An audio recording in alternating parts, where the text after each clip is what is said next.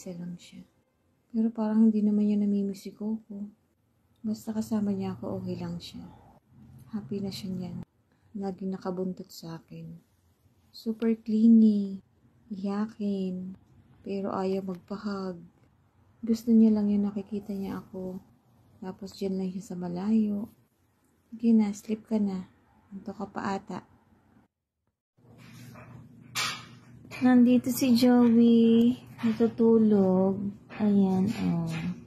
Tapos yung pet niya, ganyan talaga siya matulog, yung pet niya. Sa labas. Tsaka yung ipin niya parang nababawasan na, ayan, oh.